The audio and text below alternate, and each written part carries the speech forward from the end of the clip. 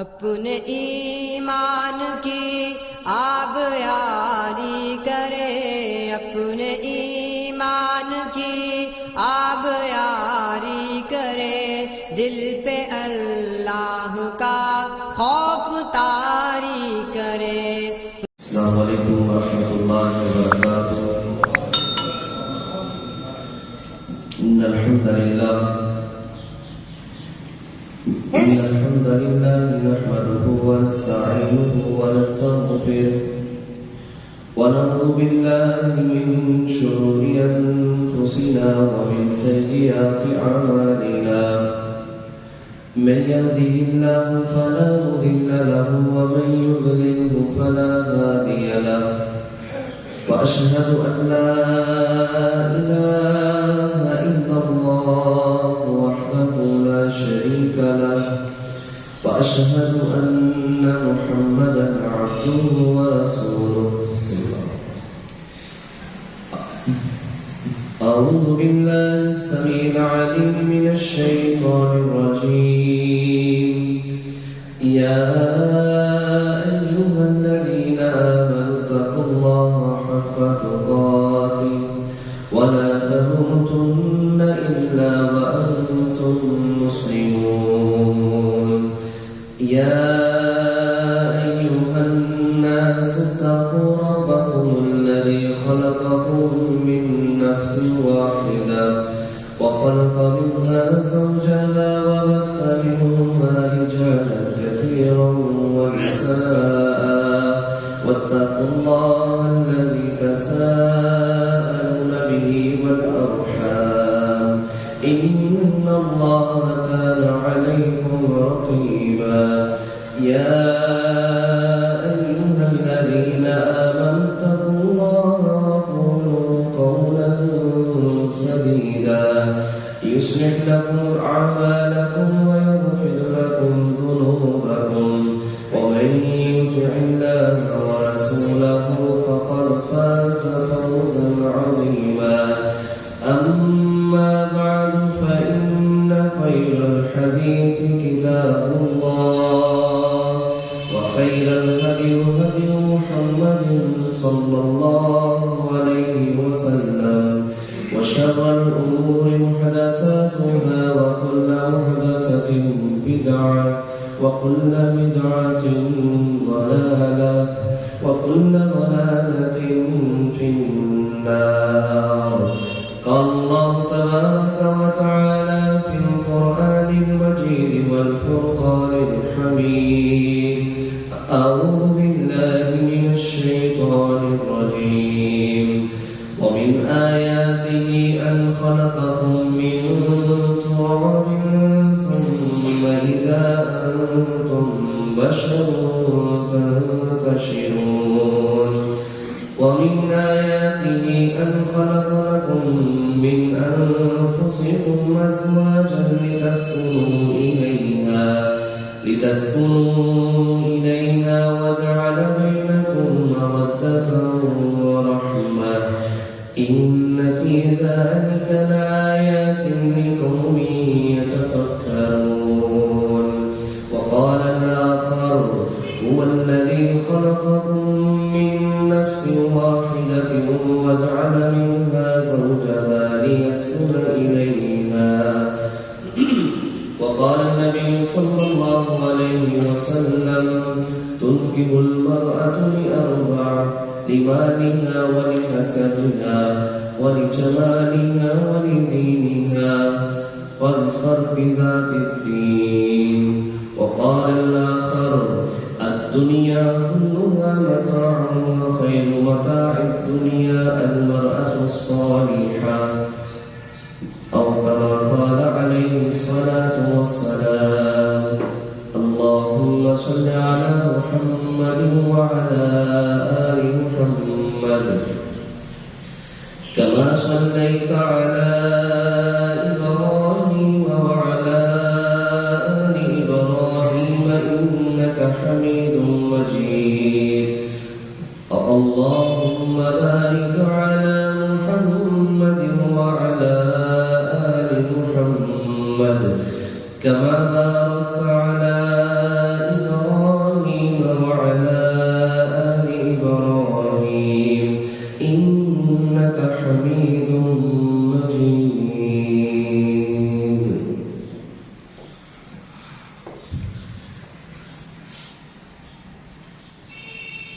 قسم کی حمد و ثنا اللہ رب العالمین کے لیے جو ہمارا خالق اور مالک مشکل کشا حاجت روا ہے. درود و سلام امام الانبیاء سید الانبیاء خاتم النبیین جناب محمد رسول اللہ صلی اللہ علیہ وسلم کی ذات اقدس پر. حضرات محترم، گزشتہ خطبہ جمعۃ المبارک کے اندر پہلے حیات کے متعلق آپ کے سامنے بات رکھی کہ اللہ رب العالمین نے پہلے مومنوں کو مخاطب کیا کہ وہ اپنی نگاہیں نیچی رکھیں اور اپنی شرمگاہ کی حفاظت کریں. پھر اس کے بعد اللہ رب العالمین نے مومنہ عورتوں سے مخاطب ہوتے ہوئے فرمایا کہ ان کے لیے بھی یہ بہتر ہے کہ یہ بھی اپنی نگاہیں نیچی رکھیں اور اپنی شرمگاہوں کی حفاظت کریں. وَلَا يُبْدِينَ زِينَتَهُنَّ، اپنی زینت کسی کو بھی نہ دکھائے سوائے اس کے جن کے متعلق میرے رب نے حکم جاری کر دیا ہے. یہ معاشرے کے اندر پھیلی ہوئی برائیاں بے حیائیوں کو ختم کرنے کے لحاظ سے چند گزارشات پچھلے جمعے اور اس سے پچھلے جمعے آپ کے سامنے رکھی تھی. ان بے حیائیوں کے اوپر قابو پانے کے لحاظ سے، اس معاشرے کو پاک اور صاف رکھنے کے لحاظ سے ایک تیسری چیز جس کا بہت ہی زیادہ ہمارے معاشرے کے اندر کمی دیکھی جا رہی ہے، جس کی وجہ سے ہمارے نوجوان بدکاری، بے حیائی اور برے کاموں کی طرف جاتے ہیں. اگر شریعت کے اوپر چلتے ہوئے ہم اس کام کو وقت کے اوپر ادا کر لیں تو اللہ کی توفیق سے الحمدللہ ہمارے معاشرے کے اندر کوئی بھی ایسی خباثت نہ ہو. ہمارے معاشرے کے اندر سب سے بڑا مسئلہ یہ ہے جس سے بے حیائی عام ہوتی ہے، برے کام عام ہوتے ہیں، لڑکے اور لڑکیاں بدکاری کے اوپر اتر آتے ہیں. ان میں سے جو پہلی بات آپ کے سامنے رکھی تھی وہ حیا کے متعلق تھی اور دوسرا بے پردگی کے لحاظ سے بات تھی. اور تیسری جو آج آپ کے سامنے بات رکھنی ہے وہ یہ ہے ہمارے معاشرے کا سب سے بڑا مسئلہ کہ ہم اپنے بیٹے اور بیٹی کا نکاح جو ہے وہ لیٹ کرتے ہیں، جس کی وجہ سے ہمارے معاشرے کے اندر زنا کرنا آسان بن چکا ہے اور نکاح کرنا بہت مشکل بن چکا ہے. ایک رپورٹ کے اندر میں پڑھ رہا تھا کہ ہمارے معاشرے کے اندر 1 کروڑ سے زائد ایسی عورتیں ہیں جو کمواری بیٹھی ہوئی ہیں، ان کا نکاح نہیں ہوا، اور 40 لاکھ کے قریب ایسی خواتین ہیں جو شادی سے بھی ان کی عمر گزر گئی ہے لیکن ان کی شادی نہیں ہو پائی.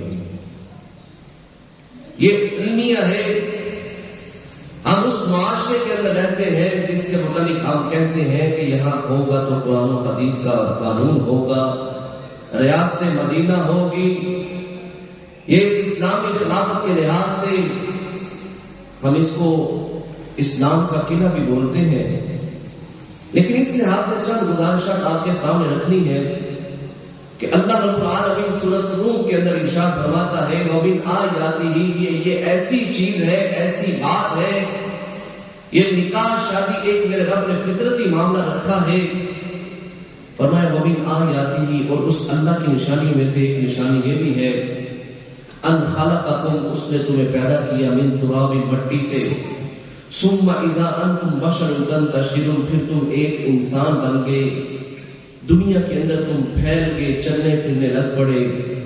وَمِنْ آیَاتِهِ، اور اسی کی نشانیوں میں سے ہے ان خلق لکم، اس نے تمہیں پیدا کیا من انفسکم، اسی نے تمہاری جانوں سے پیدا کیا ازواجا، بیویوں کو، لتسکنوا الیہا، تاکہ تم سکون حاصل کرو، وجعل بینکم مودۃ ورحمۃ، اللہ رب العالمین نے اس جوڑے کے اندر مودت اور محبت کو پیدا فرما دیا. ان فی ذلک لآیات لقوم یتفکرون، اللہ رب العالمین فرماتے ہیں اس کے اندر بہت بڑی نشانی ہے غور و فکر کرنے والوں کے لیے. وَلَقَدْ أَرْسَلْنَا رُسُلًا مِّن قَبْلِكَ وَجَعَلْنَا لَهُمْ أَزْوَاجًا وَذُرِّيَّةً. کوئی یہ سمجھے کہ میں شادی نہیں کروں گا، شادی سے دور رہوں گا، نکاح نہیں کروں گا تو میں بڑا متقی پرہیزگار بن جاؤں گا. تقوی کے لحاظ سے کہتے ہیں میں نے شادی نہیں کرنی. اللہ رب العالمین اس کا جواب دیتے ہیں وَلَقَدْ أَرْسَلْنَا رُسُلًا مِّن قَبْلِكَ وَجَعَلْنَا لَهُمْ أَزْوَاجًا وَذُرِّيَّةً. اس کائنات کے اندر اگر انسانوں میں سے سب سے عظیم انسان ہوتے ہیں وہ تو نبی صلی اللہ علیہ وسلم انبیاء کی جماعت ہوتی ہے. تو اللہ فرماتے ہیں اس دنیا کے اندر جتنے بھی نبی آئے ہیں کوئی ایک نبی بھی ایسا نہیں تھا کہ ہم نے اس کی شادی نہ کی ہو، یعنی اس کا نکاح نہ ہوا ہو، اس کی اولاد نہ ہو. اسی طرح کا واقعہ نبی علیہ السلام کی زندگی کے اندر بھی پیش آیا تھا. آپ صلی اللہ علیہ وسلم گھر کے اندر موجود نہیں تھے. 3 آدمی نبی علیہ السلام کے گھر میں گئے. ازواج مطہرات سے نبی علیہ السلام کی عبادت کے متعلق سوال کیا. یہ نکاح کی اہمیت آپ کے سامنے رکھ رہا ہوں. تو نبی علیہ السلام کی عبادت کے متعلق سوال کیا تو ان تینوں نے نبی علیہ السلام کی عبادت کو اپنے مقابلے کے اندر بہت زیادہ سمجھا اور فرمایا نبی علیہ السلام نے تو گناہ معاف کر دیے میرے رب نے. ان میں سے ایک کہنے لگا میں ساری رات عبادت کرتا رہوں گا، نماز پڑھوں گا، کبھی سوؤں گا نہیں. دوسرا کہنے لگا میں روزے ہی رکھوں گا، کبھی روزہ چھوڑوں گا نہیں. اور تیسرا کہنے لگا میں شادی نہیں کروں گا، قریب نہیں جاؤں گا خواتین کے، کیونکہ اس سے عبادت کے اندر خلل واقع ہوگا، میں یہ کام نہیں کروں گا. نبی علیہ السلام کو پتہ چلا. آپ صلی اللہ علیہ وسلم نے منبر منگوایا اور اللہ کی حمد و ثنا بیان کی.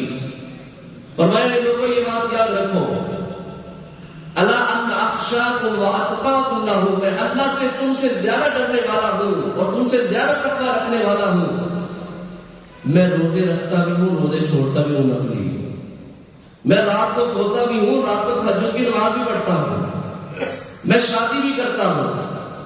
من راغب عن سنتی فلیس منی، جس کسی انسان نے میری سنت سے بے رغبتی اختیار کی اس کا محمد صلی اللہ علیہ وسلم کے ساتھ کوئی تعلق نہیں ہے.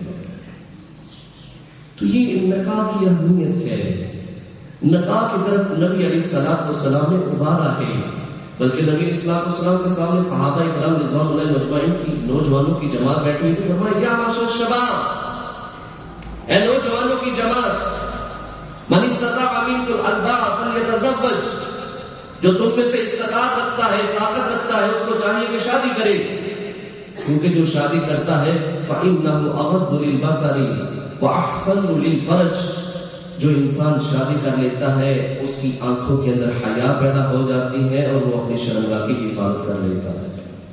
جو تم سے شادی کرنے کی استطاعت نہیں رکھتا تو میں محمد صلی اللہ علیہ وسلم سے حکم دیتا ہوں کہ وہ روزے رکھے. اگر روزہ رکھے گا تو اس سے بھی اس کی شرمگاہ کے اوپر اس کا کنٹرول ہوگا. تو یہ نبی صلی اللہ علیہ وسلم خود فرماتے ہیں کہ تم شادی کرو، اس کے اندر تمہارے لیے خیر اور بھلائی ہے. اور اس نکاح کی فضیلت کیا ہے؟ نبی علیہ السلام نے فرمایا لوگوں یہ بات یاد رکھو جو اپنی بیوی سے تعلقات قائم کرتا ہے اس کے اوپر اس کو اجر ملتا ہے.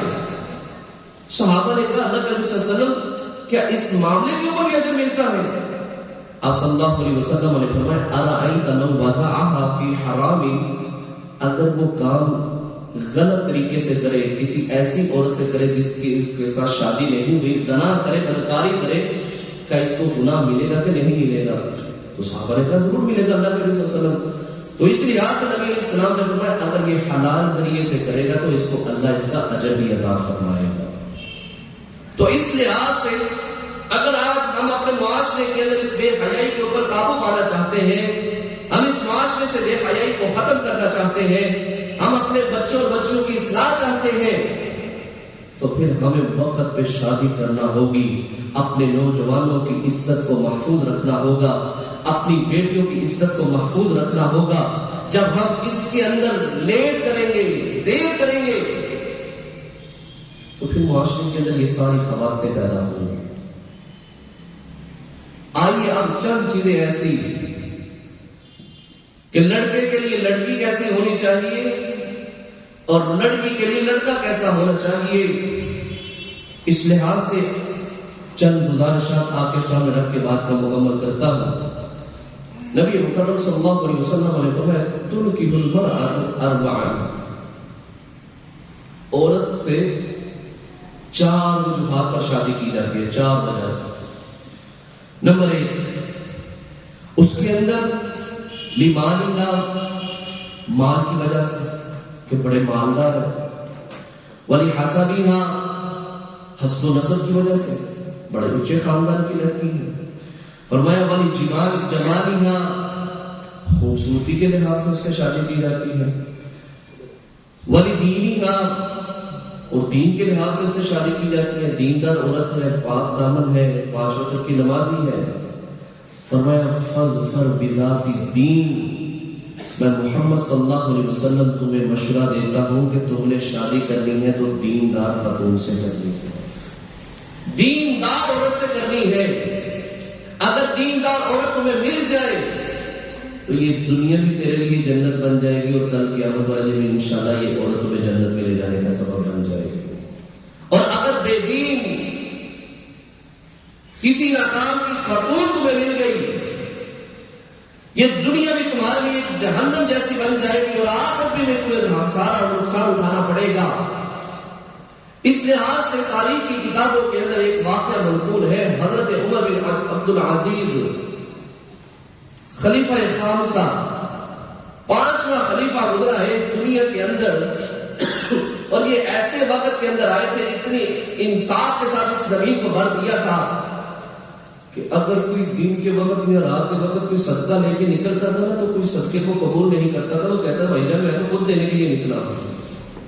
رستے پرامن ہو گئے تھے، غربت ختم ہو گئی تھی، انصاف کے ساتھ اس دنیا کو بھر دیا تھا، اور بلکہ یہاں تک کہ یہ درندے اکٹھے پانی پیا کرتے تھے تو ایک رات ایک بیڑیے نے بکری کو اٹھا لیا تو جو چرواہا تھا اس نے کہا ضرور اس معاشرے کے اندر کوئی معاملہ ہوا ہے، عمر بن عبدالعزیز کے ساتھ کوئی مسئلہ بنا ہے۔ تاریخ کی کتابوں کے اندر لکھا ہے جس وقت عمر بن عبدالعزیز کی روح قبض کی گئی تھی اسی وقت بیڑیے نے بکری کو اٹھایا تھا۔ یہ ایسا عظیم انسان اس دنیا کے اندر گزرا ہے، 5واں خلیفہ۔ اس کی جو نانی تھی نا حضرت عمر بن خطاب رضی اللہ تعالیٰ عنہ کا یہ معاملہ تھا کہ وہ رات کے وقت گشت کیا کرتے تھے، علاقے کے اندر گھوما کرتے تھے کہ کوئی ضرورت مند ہے اس کی ضرورت کو پورا کیا جائے، کوئی حاجت مند ہے اس کی حاجت کو پورا کیا جائے، کوئی مسافر ہے اس کا بوجھ اٹھایا جائے۔ چکر لگاتے لگاتے گشت کرتے کرتے تھک گئے، ایک چھوٹے سے گھر کے ساتھ پیک لگا کے گلی کے اندر ہی بیٹھ گئے۔ اندر سے اب 2 خواتین کی آوازیں آ رہی ہیں، ان میں سے ایک ماں ہے اور ایک بیٹی ہے۔ ماں بیٹی کو کہتی ہے بیٹا اٹھو اور دودھ کے اندر پانی ملا دو۔ بیٹی کہتی ہے اماں جان یہ کام میں نہیں کروں گی کیونکہ عمر بن خطاب رضی اللہ تعالی عنہ نے اس کام سے منع کیا ہے۔ ماں پھر کہتی ہے بیٹا میں تمہیں حکم دے رہی ہوں کہ تم پانی ملا دودھ کے اندر۔ بیٹی کہتی ہے اماں جان جب عمر بن خطاب رضی اللہ تعالیٰ عنہ نے منع کیا ہے کہ دھوکہ نہیں دینا کسی کو، اس طرح 2 نمبری والا کام نہیں کرنا تو میں نہیں کروں گی۔ ماں پھر غصے کے ساتھ بولتی ہے تو بیٹی کہتی ہے اماں جان عمر نے منع کیا ہے میں نہیں یہ کروں گی۔ تو ماں آگے سے کہتی ہے اس وقت نہ عمر دیکھ رہا ہے جس نے حکم جاری کیا ہے لہذا تم یہ کام کر لو، اس سے کوئی پرواہ نہیں۔ آگے سے بیٹی نے کیا جواب دیا اماں جان عمر تو نہیں دیکھ رہا لیکن عمر کا رب تو دیکھ رہا ہے۔ تو امیر المومنین عمر بن خطاب کی یہ عقل کے اندر اور اس بات نے اتنی چوٹ لگائی حضرت عمر بن خطاب رضی اللہ عنہ کے دل کے اوپر یہ عورت کیسی خاتون ہے، کتنی متقی پرہیزگار خاتون ہے، کتنے تقوی والی یہ عورت ہے۔ اس گھر کے باہر ایک نشان لگایا اور صبح فجر کی نماز ادا کی، اور نماز ادا کرنے کے بعد گھر گئے اور اپنے سارے بیٹوں کو بلایا اور کہا بیٹا مجھے شادی کی حاجت نہیں ہے، تم میں سے اگر کسی نے شادی کرنی ہے تو بتلاؤ۔ عاصم نام کا بیٹا کھڑا ہو گیا، لگا ابا جان میں شادی کرنا چاہتا ہوں۔ حضرت عمر بن خطاب رضی اللہ تعالیٰ عنہ نے اس عورت کا گھر بتلایا اور سارا واقعہ بتایا کہ وہ عورت اتنی متقی اور پرہیزگار عورت ہے، لہذا اس گھر کے اندر چلے جاؤ اور مجھے امید ہے اللہ اس سے جو اولاد دے گا اللہ رب العالمین اس کو دنیا جہاں کے اندر عزت عطا فرمائے گا۔ اس عورت سے شادی ہو گئی۔ اس عورت سے، اس کا نام ام عمارہ تھا، اس سے عاصم کو اللہ رب العالمین نے ایک بیٹی عطا فرمائی جس کا نام لیلا تھا. اس کو خوشطبی کے اندر ام عاصم کے نام سے پکارا جاتا تھا. امی خلیفہ عبد المالک بن مروان، اس کا ایک بھائی عبد العزیز بن مروان، اس کو شادی کی حاجت تھی. اس نے کہا میرے لیے کوئی اچھی سی لڑکی ڈھونڈو جو متقی پرہیزگار ہو. اور پھر ڈھونڈتے ڈھونڈتے لیلا کے ساتھ عبد العزیز کا نکاح ہو جاتا ہے، اور اس سے جو بچہ پیدا ہوتا ہے اس کا نام دادے کے نام پر عمر بن عبد العزیز رکھا جاتا ہے. اور یہی وہ عمر بن عبد العزیز تھے جو خلیفہ خامسہ تھے، اور انہوں نے پوری دنیا کے اوپر انصاف کو قائم کر دیا تھا. عورت ہو تو ایسی ہو، نیک سیرت ہو. فاظفر بذات الدین، دین کو مد نظر رکھنا چاہیے. نہ خوبصورتی کو، نہ جمال کو، نہ حسب کو، نہ نسب کو، اور نہ ہی مال کو سامنے رکھنا چاہیے. آج ہمارے معاشرے کے اندر یہ سب سے بڑی ناکامی کا سبب یہ ہے، آج جو طلاقیں ہو رہی ہیں، گھر اجڑ رہے ہیں، گھر بے آباد ہو رہے ہیں، اس کے اندر یہی وجہ ہے کہ ہم ایسی خاتون کو گھر لے آتے ہیں جس کو نہ بولنے کی تمیز ہے، نہ اپنے خاوند کی اطاعت کرنے کی تمیز ہے، نہ ہی بڑوں کی چھوٹوں کی حیا اس کے اندر ہے. نبی علیہ السلام نے فرمایا الدنیا کلھا متاع وخیر متاع الدنیا المرأة الصالحہ. یہ دنیا ساری کی ساری فائدہ اٹھانے کی جگہ ہے، اور اس دنیا کے اندر جو سب سے زیادہ فائدہ تم اٹھا سکتے ہو تو وہ ایک نیک عورت سے اٹھا سکتے ہو. اس لیے نیک عورت کے ساتھ اپنے بچے کا نکاح کیجئے، اپنے بیٹے کے لیے اچھی عورت ڈھونڈیے. حضرت عمر بن خطاب رضی اللہ تعالیٰ کے پاس ایک بندہ ہے، کہنے لگا امیر المومنین میرا بچہ میری بڑی مخالفت کرتا ہے، میری نافرمانی کرتا ہے. حضرت امیر المومنین رضی اللہ تعالیٰ نے اس بچے کو بلایا اور کہا، کافی سرزنش کرنے کے بعد امیر المومنین نے کہا تو اپنے باپ کی بات کو نہیں مانتا. کہنے لگا امیر المومنین جس طرح والد کے اوپر کچھ حقوق ہیں، کیا والد کے بچے کے اوپر جو حقوق ہیں اسی طرح کیا والد کے ذمہ بھی کچھ حقوق ہیں اولاد کے کہ نہیں؟ تو امیر المومنین کہنے لگے ہاں ہے حقوق. تو وہ لڑکا کہنے لگا کون سے حقوق ہیں؟ کہنے لگے نمبر 1 اس کے لیے اچھی ماں کا انتخاب کرے، نمبر 2 اس کا اچھا نام رکھے، نمبر 3 اس کو قرآن پاک کی تعلیم دے. کہنے لگے ایک منٹ میری بات کو بھی سن لیجئے. اس میرے باپ نے ایک مجوسی عورت کی بیٹی کے ساتھ اپنی شادی کی ہے جو میری ماں ہے. اس نے ایک ایسی عورت سے شادی کی ہے جو قرآن پاک کی تعلیم کو بالکل نہیں جانتی. اس نے میرا نام جوئل رکھا ہے جس کا نام ہے گندگی کا کیڑا، اور مجھے قرآن پاک کی ذرہ برابر بھی تعلیم نہیں دی. امیر المومنین آپ خود ہی بتلا دیجیے اس کے اندر قصوروار کون ہے. تو حضرت عمر بن خطاب رضی اللہ تعالی عنہ اس وقت اس بندے سے، اس باپ سے جو بچے کا والد تھا، اس سے مخاطب ہو کے کہتے ہیں اللہ کے بندے ساری کوتاہیاں تیرے اندر ہیں اور تو اپنے بیٹے کی شکایت میرے پاس لے کے آ گیا ہے. تو اس لیے ایسی لڑکی کا انتخاب کیجئے کہ جس کے ساتھ یہ گھر آباد ہو اور ہمیشہ تک کے لیے آباد ہو. نبی علیہ السلام نے فرمایا جس کو میرا رب 4 چیزیں اس دنیا کے اندر عطا فرما دے وہ دنیا کے اندر خوش نصیب انسان ہے. اس میں سے نمبر 1 فرمایا المرأة الصالحہ، جس کو میرا رب اچھی بیوی عطا فرما دے. نمبر 2 فرمایا جس کو اللہ اپنا ذاتی خوشحال گھر عطا فرما دے. نمبر 3 فرمایا جس کو اللہ اچھا ہمسایہ عطا فرما دے. اور نمبر 4 فرمایا وہ بھی خوش نصیب انسان ہے جس کو اللہ اپنی ذاتی اچھی سواری عطا فرما دے. جس انسان کو میرا رب یہ 4 چیزیں عطا فرما دے دنیا کے اندر یہ سب سے بڑا خوش نصیب انسان ہے.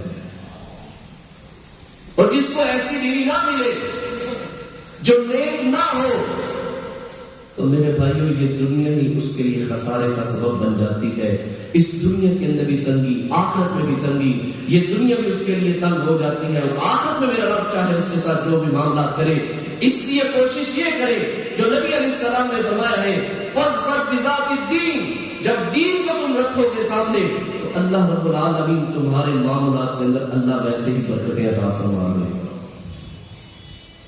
اس لحاظ سے جب ہم نے اپنی لڑکی بیٹی کے لیے رشتہ ڈھونڈنا ہے اس لحاظ سے بھی ہمیں سوچ و بچار کرنا چاہیے. جس طرح نبی علیہ الصلوۃ والسلام نے لڑکی کے متعلق فرمایا ہے لمالھا ولحسبھا ولجمالھا ولدینھا، 4 وجوہات پر اسی طرح لڑکے سے شادی ہوتی ہے. اس کے کاروبار کی وجہ سے، اس کے حسب و نسب کی وجہ سے، اس کی خوبصورتی کے لحاظ سے. نبی علیہ السلام نے فرمایا اس لحاظ سے بھی والدینھا، تم نے دین کو زیادہ ترجیح دینی ہے. حضرت علی رضی اللہ تعالی عنہ کے بیٹے جو بڑے ہیں ان کا نام حسن ہے، اور حسن رضی اللہ تعالی عنہ نے اپنے بیٹے کا نام بھی حسن رکھا تھا. تو یہ بڑے ہی دنا آدمی تھے. ان سے کسی آدمی نے پوچھا حضرت صاحب میں اپنی بیٹی کی شادی کرنا چاہتا ہوں تو مجھے مشورہ دیجیے میں کس انسان کے ساتھ کروں. انہوں نے کہا اللہ کے بندے اس انسان سے شادی کروا اپنی بیٹی کی جو بندہ اللہ سے ڈرنے والا متقی پرہیزگار ہے. انہوں نے کہا اس کی وجہ کیا ہے؟ کہنے لگے اگر تو تیری بیٹی اس کو پسند آ گئی تو وہ اس کی عزت اور تکریم کرے گا، اور اگر اس کو پسند نہ آئی لیکن پھر بھی وہ تیری بیٹی کے اوپر ظلم نہیں کرے گا. اللہ سے ڈرنے والا ہوگا، کسی کا حق ماننے والا نہیں ہوگا، تیری بیٹی کے ساتھ زیادتی کرنے والا نہیں ہوگا. اس لیے اپنی لڑکی کے لیے، بیٹی کے لیے اچھا رشتہ درکار کیجئے. یہ مال، یہ منصب، یہ عہدے، یہ پیسہ، روپیہ، اس کو نہ دیکھیے، دینداری کو دیکھیے، دین کو دیکھیے. حضرت جلیبی رضی اللہ تعالیٰ عنہ سامنا سرنگ ہے، غریب آدمی ہے، نہ کنبہ قبیلہ بہت بڑا ہے، نہ کسی اعلیٰ ذات کے ساتھ ان کا تعلق ہے. نبی علیہ الصلوۃ والسلام کے سامنے بیٹھے فرمایا الا تتزوج، اور جلیبی شادی نہیں کرے گا. کہنے لگے اللہ کے نبی صلی اللہ علیہ وسلم مجھے جیسے انسان کو کون شادی کے لیے اپنی بیٹی دے گا؟ نبی علیہ السلام تھوڑی دیر کے لیے خاموش ہو گئے. پھر فرمایا الا تتزوج، اور جلیبی شادی نہیں کرے گا. کہنے لگا اللہ کے نبی صلی اللہ علیہ وسلم میں نے پہلے بھی بتایا مجھ سے کون اپنی بیٹی کا رشتہ دے گا، میں نہیں شادی کروں گا، میں ایسے رہنا پسند کرتا ہوں. تیسری مرتبہ پھر نبی اسلام نے پوچھا الا تتزوج، جلیبی شادی نہیں کرے گا. کہنے لگا اللہ کے نبی صلی اللہ علیہ وسلم مجھے کون دے گا رشتہ؟ فرمایا فلان ساری صحابی کے گھر جاؤ، ان کو میرا سلام کہنا، اور سلام کہنے کے بعد نبی اسلام کا پیغام دینا کہ نبی اسلام نے فرمایا اپنی بیٹی کا رشتہ مجھے دے دو. یہ گئے، دروازے پہ دستک دی، اندر سے بچے کا والد آیا، السلام علیکم، خیریت؟ اللہ کے نبی صلی اللہ علیہ وسلم نے آپ کو سلام بھیجا. جیسے ہی سلام سنا اللہ کے رسول ہماری طرف سلام بھیجا، وہ خوشی سے بھاگتے ہوئے اندر گئے اور اپنے سارے اہل خانہ کو کہنے لگے نبی اسلام نے ہمارے لیے سلام بھیجا ہے. انہوں نے کہا بھائی جان بات سن لو، دوسری بھی آپ ایسے ہی بھاگے. اللہ کے نبی صلی اللہ علیہ وسلم نے فرمایا اپنی بیٹی کا رشتہ مجھے دے دو. کہنے لگے تمہیں رشتہ دے دو؟ خیر ہم مشورہ کر لیں پھر تمہیں بتاتے ہیں. اندر گئے، بیٹی کی والدہ سے مشورہ کیا، یہ جو باہر لڑکا کھڑا ہے نا اس کو نبی صلی اللہ علیہ وسلم نے بھیجا ہے اور شادی کا پیغام لے کے آئے کہ اپنی بیٹی کا رشتہ مجھے دے دو. ماں کہنے لگی نہ نہ نہ ہم نہیں کریں گے، نہ خوبصورت ہے، نہ مال ہے، نہ کوئی منصب ہے، نہ کوئی حسب و نسب ہے، ہم اس کے ساتھ نہیں شادی کریں گے. اللہ اکبر. میاں بیوی کے کافی تکرار ہوا. اندر بیٹی یہ سب کچھ معاملہ سن رہی تھی، باہر آئی، یہ قرآن پاک کو جانتی تھی. ما کان للمؤمن ولا مؤمنۃ اذا قضى الله ورسوله امرا ان يكون لهم الخيرة من امرهم. کسی مومن مرد اور کسی مومنہ عورت کے لیے جائز نہیں ہے جب اللہ اور اس کا رسول کسی معاملے میں فیصلہ کر دے تو تمہیں پھر اس کے اندر کوئی اختیار نہیں رہتا. بیٹی آئی کہنے لگی ابا جان جب نبی صلی اللہ علیہ وسلم نے میرے لیے یہ رشتہ پسند کیا ہے تو میں بھی اس رشتے کو پسند کرتی ہوں. باپ نبی اسلام کے پاس حاضر ہوا. اللہ کے نبی صلی اللہ علیہ وسلم اپنی بیٹی کا رشتہ دینے کے لیے تیار ہے. اللہ کے نبی صلی اللہ علیہ وسلم نے پھر نکاح پڑھایا، پھر دعا دی اللہم صب الخیر صبا ولا تجعل عیشها قدا قدا. اے اللہ ان کے اوپر اس طرح اپنی رحمت کی بارش، ان کے اوپر اتنی رحمت نازل فرما جس طرح آسمان سے تو پانی برساتا ہے، بارش نازل کرتا ہے. ولا تجعل عیشها قدا قدا. اے اللہ ان کے اوپر کوئی بھی مصیبت نہ آنے دینا. صحابہ فرماتے ہیں انصار کی عورتیں بڑا بڑا خرچ کرنے والی تھی، لیکن جتنا یہ خاتون خرچ کرتی تھی انصار کے اندر کوئی عورت بھی اللہ کے راستے میں اتنا مال خرچ نہیں کرتی تھی. اللہ نے اس طرح کیا. جو اللہ اور اس کے رسول کے حکموں کو مانتا ہے, اللہ اور اس کے رسول کے مطابق اپنی زندگی گزارتا ہے, اللہ رب العالمین اس کو اس طرح دنیا میں بھی عزت دیتا ہے اور آخرت میں بھی انشاءاللہ عزت عطا فرمائے گا. حضرت مبارک رحمہ اللہ یہ ایک مالک, اس کا باغ تھا اناروں کا, اس باغ کی دیکھ بھال کرتے تھے. تو ایک دن اس کے پاس مہمان آ گئے, تو مالک کہنے لگا کہ اچھے اچھے انار توڑ کے لے کے آؤ. جب انار لے کے آئے تو ان کو کھولا, کھانے لگے تو وہ کھٹے تھے. مبارک سے مالک باغ کا کہنے لگا میں نے آپ کو میٹھے انار لانے کا بولا تھا, آپ کھٹے انار لے آئے ہیں. پھر دوبارہ لے کے آئے. جب دوبارہ لے گئے تو پھر ان کو کاٹا, کھولا تو وہ پھر کھٹے نکلے. تو مبارک رحمہ اللہ کو وہ کہنے لگا مالک آپ کو اتنے سال ہو گئے ہیں اس بات کی حفاظت کرتے ہوئے, ابھی تک آپ کو پتہ نہیں چلا کہ کھٹا کون سا اور میٹھا کون سا ہے. حضرت امام مبارک رحمہ اللہ کہنے لگے حضرت صاحب آپ نے مجھے اس بات کی رکھوالی کے لیے رکھا ہے, اس بات کا پھل کھانے کے لیے نہیں رکھا. جس دن سے میں اس بات کے اندر حفاظت کے لیے آیا ہوں میں نے آج تک آپ کے باغ میں سے ایک پھل بھی نہیں چکھ کیا. وہ باغ کا مالک کہنے لگا عجیب بندہ ہے, اتنی دیر سے ہمارے باغ کی حفاظت ہے, اس نے آج تک پھل ہی نہیں کھایا. فوراً گھر گیا اور اپنی بیوی سے جا کے مشورہ کیا, ہم نے اپنی بیٹی کی شادی کرنی ہے, ہمیں رشتہ مل گیا ہے, جو باغ کا کام کرنے والا خادم ہے وہ بہت ہی متقی اور پرہیزگار انسان ہے, لہذا ہمیں ایسا ہی لڑکا چاہیے تھا. ان دونوں کی نسبت کی نکاح کیا اور یہ باغ ان کو تحفے کے اندر عطا فرما دیا. ایسا متقی پرہیزگار انسان اپنے ڈھونڈ رہے ہیں. لڑکی بھی نیک ہو, لڑکا بھی نیک ہو, یہ پھر نسبت اچھی لگتی ہے, پھر یہ گھر آباد ہوتے ہیں. اگر ایک طرف مسئلہ بن جائے تو سارا نقصان گھر کے اوپر پڑتا ہے, گھر برباد ہو جاتے ہیں. اس کی میری والدین سے گزارش ہے جب بھی آپ اپنے بیٹے یا بیٹی کا رشتہ ڈھونڈیں تو کوشش یہ کریں کہ جس طرح نبی علیہ السلام کا فرمان ہے فَضْبَرْ بِذَاتِ الدِّينِ, دین کو لاگو کیجئے, دین کو مد نظر رکھیے. اور دوسری گزارش یہ ہے کہ وقت سے پہلے جب یہ ایسی خباثت کے اندر بندہ پڑنے سے پہلے کوئی ایسا مسئلہ بننے سے پہلے عزت کے اوپر حملہ ہونے سے پہلے اگر ہم یہ کام کر لیں گے تو اس معاشرے کے اندر بدکاری اور بے حیائی کا خاتمہ ہو جائے گا.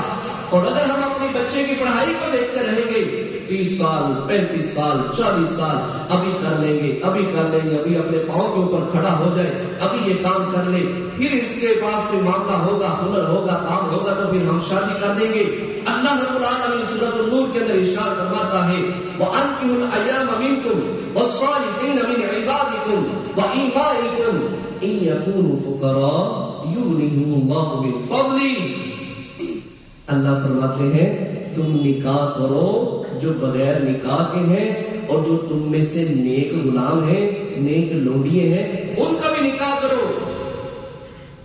إِن يَكُونُوا فُقَرَاءَ, اگر تم دیکھتے ہو کہ وہ غریب ہیں, اس نکاح کی برکت سے یغنیہم اللہ, اللہ ان کو اس نکاح کی برکت سے غنی کر دے گا.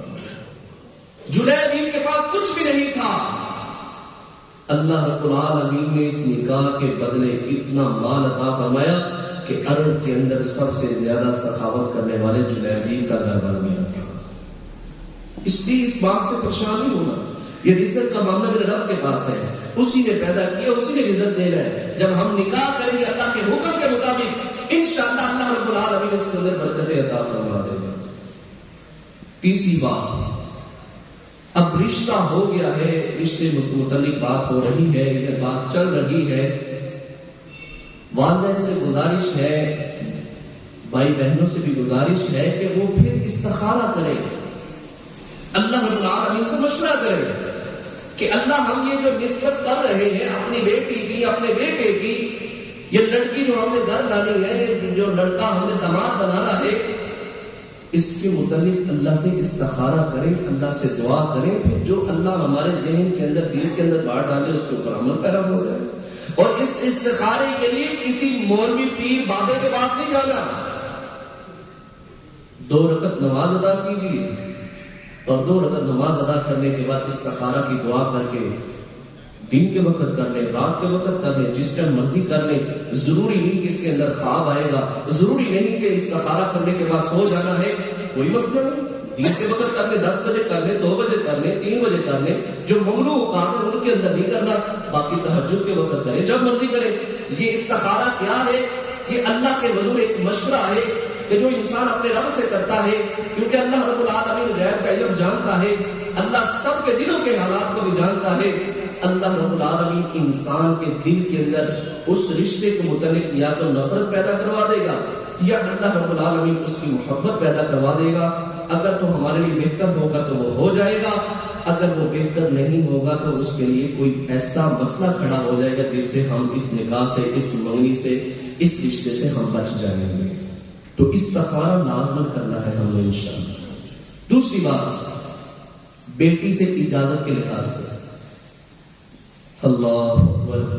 ہمارے یہاں کیا معاملہ ہوتا ہے، ادھر نکاح کا وقت ہوتا ہے، چلو آپ مجھے بیٹی سے پوچھ لیں صرف فارمیلٹی پوری کرنے کے لیے. جب نسبت ہو رہی ہو اس وقت ہم نے بیٹی سے پوچھنا ہے کیا تمہیں یہ رشتہ پسند ہے کہ نہیں پسند. اگر بیوہ ہے تو اس کا حکم چلے گا، صاف بول کے کہے گی مجھے یہ پسند ہے، مجھے نہیں پسند. اس سے پورا مشورہ کیا جائے گا. اگر کموالی ہے اس کے سامنے بات رکھی جائے گی، اس سے اجازت دی جائے گی. نبی اسلام نے پوچھا کہ اللہ کے رسول کموالی تو شرمائے گی، وہ تو نہیں جواب دے گی. فرمایا اس کا خاموش رہنا اس کی اجازت ہے. اگر وہ خاموش رہتی ہے تو وہ اس معاملے میں خوش ہے، اگر وہ جواب دے دیتی ہے نہیں تو بس معاملہ ختم. حضرت خنسہ بنت خدام رضی اللہ تعالی عنہا یہ بیوہ ہو گئی. انہوں نے نکاح کے لیے اپنے آپ کو پیش کیا تو ان کے باپ نے ان کا نکاح کسی ایسے آدمی سے کیا جو ان کو پسند نہیں تھا. نکاح کے بعد نبی اسلام کے پاس حاضر ہو گئی، کہنے لگی اللہ کے نبی صلی اللہ علیہ وسلم میرے باپ نے جہاں نکاح کیا ہے مجھے وہ نکاح پسند نہیں ہوا، میں وہاں راضی نہیں ہوں. تو نبی علیہ الصلوۃ والسلام نے اس نکاح کو ختم کروا دیا تھا.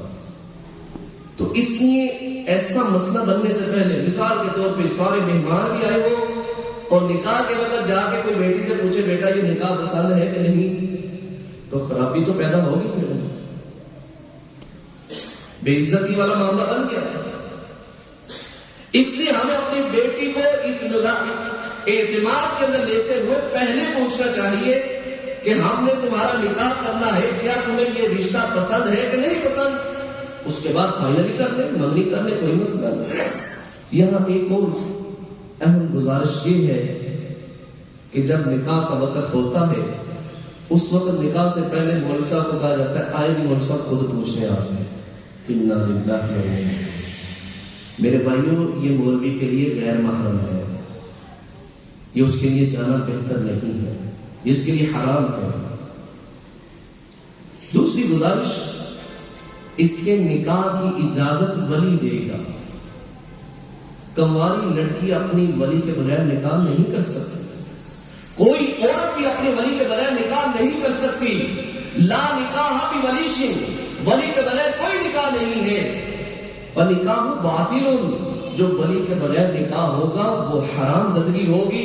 جب تک یہ جوڑا اکٹھا رہے گا یہ حرام زدگی کرتے رہیں گے، زنا اور بدکاری کرتے رہیں گے. جب تک ولی نہیں ہوگا، ولی کی طرف سے اجازت نہیں ہوگی، اس وقت تک یہ نکاح نہیں ہو سکتا. تو یہ ولی باپ، چچا، ماما جو اس کے قریبی رشتہ دار ہیں ان کا حق ہے وہ اس کے ولی بنے اور وہ ان کی اجازت کے ساتھ یہ سب کچھ ہو.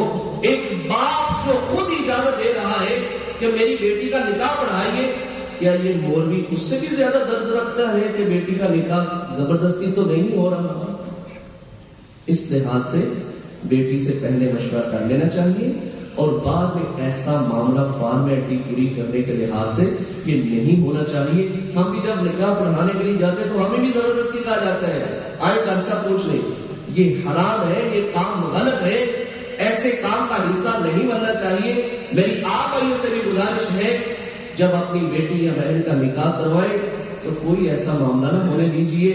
جو ولی ہے اس نے اجازت دے دی ہے، اب وہ نکاح پڑھائے، یہ نکاح بہتر ہے اور سنت کے مطابق ہے.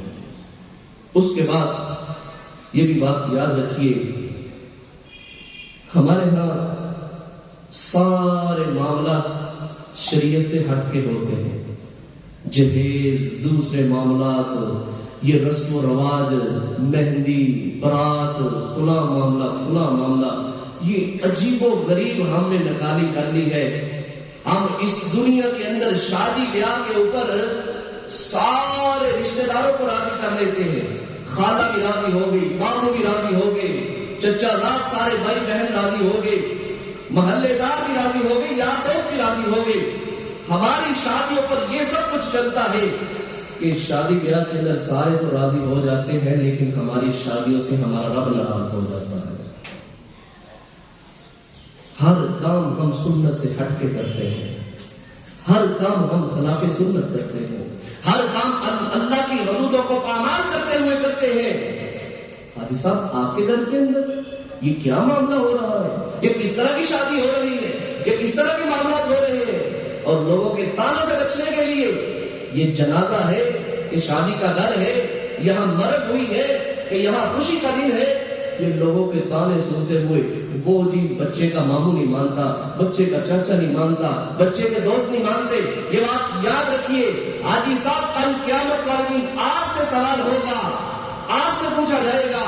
اس دن جب آپ اللہ کی عدالت میں کھڑے ہوں گے، اس وقت اللہ رب العالمین کے سامنے آپ نے جواب دینے ہیں۔ وَلَا يَسْأَلُ حَمِيمٌ حَمِيمًا يُبَصَّرُونَهُ يَوَدُّ الْمُجْرِمُ لَوْ يَفْتَدِي مِنْ عَذَابِ يَوْمِئِذٍ بِبَنِيهِ وَصَاحِبَتِهِ وَأَخِيهِ وَفَصِيلَتِهِ الَّتِي تُؤْوِيهِ وَمَنْ فِي الْأَرْضِ جَمِيعًا ثُمَّ يُنْجِيهِ۔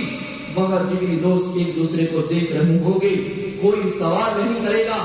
آپ نے میرے کہنے کے اوپر اپنے بچے کی شادی کے اوپر ڈول بجایا تھا، میرے کہنے کے اوپر آپ نے مہندی کی رسم کی تھی، میرے کہنے کے اوپر آپ نے خلاف سنت یہ سارے کام کیے تھے۔ اللہ فرماتے ہیں وہاں کوئی کسی سے سوال نہیں کرے گا۔ یبصرونہم یود المجرم، جب اللہ رب العالمین حاجی صاحب سے پوچھ رہا ہوگا، نمازی سے پوچھ رہا ہوگا کہ یہ تم نے کام کیا تو کیا کیوں؟ اس وقت کہے گا یود المجرم لو یفتدی من عذاب یومئذ ببنیہ، اللہ میرے بیٹے بھی لے لے، میری بیوی بھی لے لے، میرا کنبہ قبیلہ بھی لے لے، میرا مال بھی لے لے، جن کے بلبوتے کے اوپر میں نے سب کچھ کیا تھا۔ ثم ینجی، اللہ مجھے نجات دے دے۔ اللہ کہے گا کلا انہا لظا، ہرگز نہیں، تم نے کام کیا ہے، سزا بھی تو ہی بھگتے گا۔ پیسہ بھی لگانا، گناہ بھی کمانا، اپنے رب کو بھی ناراض کرنا، لوگ تو کسی لحاظ سے بھی راضی نہیں ہو سکتے، لوگوں کے ساتھ آپ جو کچھ مرضی کر لیں پھر بھی لوگ راضی نہیں ہوں گے۔ آج ہمارے معاشرے کے اندر کیا کچھ نہیں ہو رہا، جو نمازی کے اوپر تان زنی کرتے ہیں، یہ بغیر ٹوپی کی نماز پڑھتا ہے، اپنے سر کے اوپر کپڑا لے کے نماز نہیں پڑھتا، شادی بیاہ کے اوپر مووی کیمرے والے کو اپنی بہو بیٹیاں دکھاتا ہے، اس کی بھی تصویر لو، اس کی بھی ویڈیو بناؤ، نہ سر کے اوپر کپڑا ہے، نہ چھاتی کے اوپر بھی کپڑا ہے۔ یہ کون سا ہم نے خوشی والا دن دیکھ لیا ہے جس کے اندر ہم اللہ کی بات پہ اللہ کی نافرمانیاں کر رہے ہیں؟ وَأَمَّا مَنْ أُوتِيَ كِتَابَهُ بِشِمَالِهِ فَيَقُولُ يَا لَيْتَنِي لَمْ أُوتَ كِتَابِيَهْ وَلَمْ أَدْرِ مَا حِسَابِيَهْ يَا لَيْتَهَا كَانَتِ الْقَاضِيَةَ مَا أَغْنَىٰ عَنِّي مَالِيَهْ هَلَكَ عَنِّي سُلْطَانِيَهْ۔ جب بائیں ہاتھ کے اندر نامہ اعمال پکڑایا جا رہا ہوگا، کہے گا ہائے افسوس، آج مجھے نامہ اعمال نہ دیا جاتا، میرے کنبے قبیلے نے مجھے برباد کر دیا۔ اس وقت ماننے کا مجھ سے غلطی ہو گئی ہے، اللہ پھر ایک حکم جاری کریں گے، خذوہ فغلوا ثم الجحیم صلوا، اس کو پکڑو اور 70 ہاتھ لمبی زنجیر کے ساتھ باندھ کے اس کو جہنم کی طرف تکلیف کرو۔ کوئی نہیں وہاں بچائے گا، کوئی وہاں کام نہیں آئے گا۔ اور بھائیو، سنت کے مطابق اپنے نکاح کیجئے۔ نبی علیہ الصلوۃ والسلام نے فرمایا سب سے بہترین نکاح وہ ہے جس کے اندر خرچہ کم ہوتا ہے۔ آج نکاح کیوں نہیں ہو رہے؟ شادی کے اوپر کیوں اتنے مسائل ہیں؟ 10 लाख रुपया होगा तो फिर शादी होगी, लड़के को इतना कुछ दिया जाएगा तो फिर शादी होगी। 40 लाख के करीब खवातीन कमवार जो शादी से उनकी उम्र गुजर गई है वो बैठी हुई है, और 1 करोड़ से ज्यादा खवातीन ऐसी हैं जो शादी के लिए तैयार हैं लेकिन उनकी शादी जहेज की वजह से नहीं हो रही। सारे काम खिलाफे सुन्नत, सारे मामला खिलाफे सुन्नत। तो जब निकाह की बात या निकाह से पहले जब हक महर की बात आती है तो शरीयत को सामने ले आते हैं। लेकिन वो जितना शरीयत में है तूने कौन सी शरीयत बना रखी है? ये 500 लिख ले, ये 35 रुपए लिख ले। एक बंदे ने मुझे बड़े ताज्जुब वाली बात सुनाई, निकाह का वक्त आया, मैंने निकाह पढ़ाया, निकाह पढ़ाने से पहले मैंने कहा हक महर लिखवा दो। उसने कहा कि हमने अपने मौलवी साहब से फोन पर राब्ता किया, उन्होंने कहा अब तक जो शरीयत के मुताबिक बन चुका है ना 35 रुपए से चलता चलता आज के दौर के अंदर 500 रुपए तक पहुंच गया है, लिहाजा शरीयत के मुताबिक आप 500 रुपया लिखवा लीजिए। अल्लाह का कुरान क्या कहता है? वआतुन निसा सदुकातिहिन निहला फइन किदना लकुम अन शैइन मिनहु नफ्सन फक़लू हनियम मरिया। तेरी हैसियत 1 करोड़ रुपया लेने की 1 करोड़ रुपया लिखा, तेरी हैसियत 100 रुपया लिखाने के 100 रुपया लिखा, तेरी हैसियत 50 तोले सोना लिखवाने के 50 तोले सोना लिखवा। जो अपने माँ बाप को छोड़ के आ रही है, जिसने सारी जिंदगी तेरी खिदमत करनी है, शादी ब्याह के ऊपर एक रात का जो खर्चा है वो लाखों के ऊपर चला जाता है। कंजरियों को नचवा के, ढोल बाजे बजवा के, ये सारे खिलाफ। जब शरीयत का मामला आया, हक महर का मामला, शरीयत को मद्देनजर रखते लिख ले नहीं बस 50 रुपए 500 रुपया लिख ले। ये औरत का हक है, जितना किसी की हैसियत है उतना लिखवा सकता है। नबी सल्लल्लाहु अलैहि वसल्लम के सामने एक औरत पेश हुई, कहने लगी अल्लाह के रसूल सल्लल्लाहु अलैहि वसल्लम मैं अपने आप को हिबा करती हूँ, आप मुझसे निकाह कर लीजिए। नबी इस्लाम काफी देर खामोश रहे। एक सहाबी रसूल पास खड़े थे, कहने लगे अल्लाह के रसूल सल्लल्लाहु अलैहि वसल्लम आपको तलब नहीं तो मेरा निकाह इसके साथ कर दे। फरमाया कोई हक महर के लिए कोई चीज है? कहने लगे अल्लाह के रसूल सल्लल्लाहु अलैहि वसल्लम ये चादर ही है बस। अल्लाह अकबर, इसके साथ मैंने अपना सदर नाम रखा है, कुछ भी नहीं। फरमाया जाओ घर के अंदर देख के आओ, कोई लोहे की अंगूठी ले आओ, हल्की से हल्की चीज ले आओ, मैं तुम्हारा निकाह पढ़ा देता हूँ। गए घर के अंदर साथ में, फरमाया अल्लाह के रसूल सल्लल्लाहु अलैहि वसल्लम कुछ नहीं है, चलो बैठो। कुरान आता है? हाँ जी आता है। कितनी सूरतें? अल्लाह के रसूल ये फला फला सूरतें मैंने जुबानी याद की। फरमाया मैं तेरा इन सूरतों के ऊपर निकाह पढ़ा देता हूँ, तूने इन सूरतों को इस बीवी को याद करवानी है, लिहाजा ये तेरा हक महर है। ये कुरान इसको याद करवा देना, तुम्हें यही हक महर मुयस्सर आ जाएगा। शरीयत की तो बात ये है, अगर कुछ नहीं नबी ने कहा कुरान याद करा दो। अगर है हसीयत 10 लाख या 10 लाख लिखवाओ। ये नहीं कि जब मेरी बहन की शादी हुई थी उन्होंने इतना दिया था तो आज मैं भी इतने देना चाहता हूं। नहीं, ऐसा काम ना कीजिए। इस औरत का हक ना मारिए, ये औरत का हक है, ये उस लड़की का सिर्फ हक है, ये उसी की मलकियत है। ये अपनी खुशी से फिर किसी को दे या अपनी खुशी से अपने खावत को कहे तुम अपने इस्तेमाल के अंदर ले आओ, मैंने नहीं रखना, ये तुम्हारा हक है, तुम ले। ये कोई ऐसा मामला नहीं है मेरे भाइयों। यहाँ ये बात याद रखिए, शरीयत के मुताबिक जो हक महर है वो लड़के की अपनी हैसियत के मुताबिक है। जितनी लड़के की हैसियत होगी उतना हक महर लिखवाएगा। ये औरत का हक है और उस औरत को ये हक मिलना चाहिए, इस औरत को ये हक देना चाहिए। और इसी लिहाज से ये जहेज वाला भी जो मामला है ये भी किताब और सुन्नत के अंदर कोई इसका मसला नहीं है। हमें इससे भी बचना चाहिए। हम लोगों की बातों को सुनते सुनते हम ये सब कुछ करते हैं, हम ये सारे मामला करते हैं और फिर आखिर में आकर क्या मसला बनता है, जहेज दे दिया था आज तुम्हें विरासत से फारग कर दिया है। इसलिए तो ये विरासत के अंदर हम बीवियों को हर हिस्सा नहीं देते। हमने तुम्हें जहेज नहीं बना के दिया था, सारा सामान नहीं बना के दिया था, लिहाजा आप तेरा विरासत के अंदर कोई ताल्लुक नहीं। और भाई तुम जहेज दो या ना दो, जितना विरासत के अंदर तेरा हक है उतना ही इस बीवी का हक है। इसका हक नहीं मारा जा सकता, इसका हक खत्म नहीं होता। आखिरी गुजारिश, वली में नबी अलैहिस्सलाम ने फरमाया इज़ा दुइया अहदुकुम, तुम्हें कोई दावत देना वलीमे की فلیاتیہا، تو تم نے اس ولیمے کی دعوت کو قبول کرنا ہے۔ حضرت عبد الرحمن بن عوف رضی اللہ تعالیٰ نبی اسلام کو راستے کے اندر ملے تو ان کے کپڑوں کے اوپر زرد رنگ لگا ہوا تھا۔ اس دور کے اندر یہ خواتین جس طرح آج میک اپ کرتی ہیں اسی طرح وہ زرد رنگ کا وہ میک اپ کیا کرتے تھے، وہ ادھر نشان لگا ہوا تھا۔ فرمایا عبد الرحمن یہ کیا ہے؟ فرمایا نبی صلی اللہ علیہ وسلم میں نے رات کو شادی کی ہے۔ فرمایا چلو اللہ تمہیں برکت دے، تو تم نے ولیمہ ضرور کرنا ہے۔ وَلَوْ بِشَاةٍ، چاہے ایک بکری ہی ذبح کر لینا لیکن ولیمہ تم نے ضرور کرنا ہے۔ تو ولیمے کی دعوت کو قبول کرنا چاہیے۔ اور نبی اسلام نے فرمایا سب سے بدترین بری دعوت ولیمے کی وہ ہے جہاں امیر لوگوں کو بلایا جائے اور فقراء کو چھوڑ دیا جائے۔ ہم نے سارے ساتھیوں کو بلانا ہے اپنی خوشی کے اندر، بڑوں کو بھی، غریبوں کو بھی، امیروں کو بھی، سب کو بلانا ہے۔ یہ خوشی کا وقت ہوتا ہے اور سنت کے مطابق ہم نے یہ سارے معاملات کرنے ہیں۔ تو اس لحاظ سے آپ کے سامنے یہ گزارشات رکھی ہیں کہ ہم اس معاشرے کے اندر کس طرح بے حیائی کے اوپر کنٹرول رکھ سکتے ہیں، کس طرح ہم اس معاشرے کے اندر بے حیائی کی روک تھام کر سکتے ہیں۔ اماں جی عائشہ رضی اللہ تعالی عنہا کی شادی 9 سال کی عمر کے اندر ہوئی تھی۔